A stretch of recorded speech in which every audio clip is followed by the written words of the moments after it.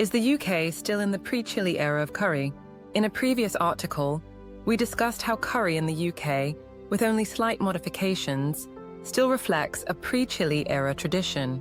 This is one of the reasons behind the Great British Curry Crisis.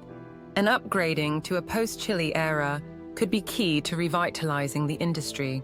However, it's possible that current players in the UK curry market lack the traditional geographical or historical knowledge necessary to make this transition. Let's explore the historical context. The British East India Company was registered on 31st of December 1600. Despite early setbacks due to the English Civil War, progress resumed under King Charles II. In a key event, the Portuguese gifted Bombay to the English as a dowry for the king's marriage to a Portuguese princess, establishing a foothold in the Indian Subcontinent. By 1707, following the union with Scotland, the British presence expanded, including settlements on the Coromandel Coast. The headquarters of the British East India Company was in Madras, now Chennai, the capital of present-day Tamil Nadu. By 1747, English cookbooks, such as Hannah Glass's, featured black pepper chicken curry recipes. Pre-chili era dishes that used the word Indian even before the Indian subcontinent was formally organized as a political entity. When Robert Clive's army, consisting of 800 European and 3,200 Tamil soldiers and their Tamil non-veggie chefs as a military force, marched from Madras to Bengal in 1757, curry was already a staple for the troops. The Battle of Plassey marked the beginning of British rule in Bengal, and curry became ingrained in British culture. Some historians even suggest the British introduced curry to the Indian subcontinent. In reality, however, the influence came from Tamil traditions, particularly from Madras or Chennai. In 1786, Sakhuddin Muhammad, a Bengali man, arrived in Ireland and eventually opened the first Indian curry house in London in 1810. The curry he introduced was still from the pre-chili era, reflecting the culinary knowledge of that time. Meanwhile, the Tamil population in Ceylon, now Sri Lanka, had undergone a culinary transformation. When the Portuguese, who arrived in 1498, colonized Tamil regions by the turn of the new century, they introduced chili, potatoes, tomatoes, and other vegetables, leading to a post-chili era curry renaissance in Ceylon. However, this transformation did not reach Tamil areas in the southern Indian subcontinent at that time. So when Muhammad brought his curry to the UK, it lacked the chili influence that had become integral to Sri Lankan Tamil cuisine.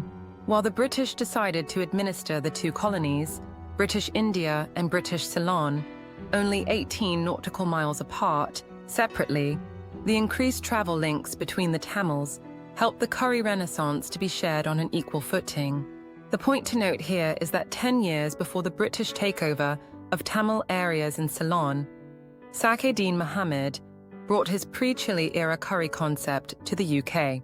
By the 1970s, the curry landscape in the UK started to shift with the arrival of Bangladeshi immigrants who continued the pre-chili era curry introduced to Bengal by the British. In the same decade, a family from Indian immigrants from East Africa introduced bottled curry pastes, inspired by ancient Tamil curry paste traditions, though it was not exactly the same. Even today, around 75% of Indian curry houses in the UK use these curry pastes, many of which reflect the pre-chili era. Tamil cuisine, by contrast, typically uses curry paste only for certain dishes and generally relies on Tamil Portuguese curry powder for others. Interestingly, the Portuguese spread post-chili era curries from Tamil Ceylon to regions like Malacca, Macau, Japan, Thailand, and Ethiopia. This is why Japanese katsu curry and Thai red and green curries are gaining popularity in the UK, while traditional curry houses are struggling. To thrive, British curry houses must transition to post-chili era Tamil culinary traditions. This involves expanding their menu to include a wider variety of dishes, such as vegan, vegetarian, and plant-based options, including millet-based meals, alongside non-veg offerings. Focusing on visa shortages for chefs misses the bigger issue: the need to adapt to modern tastes grounded in ancient culinary traditions.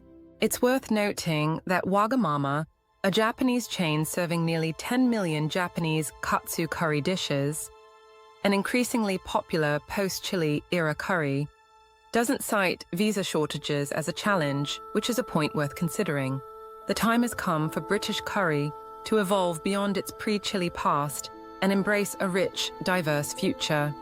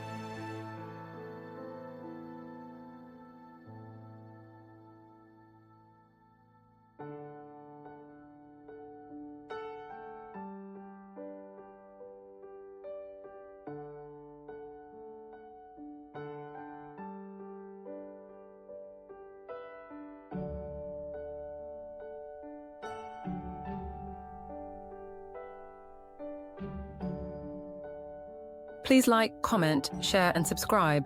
Thanks for watching.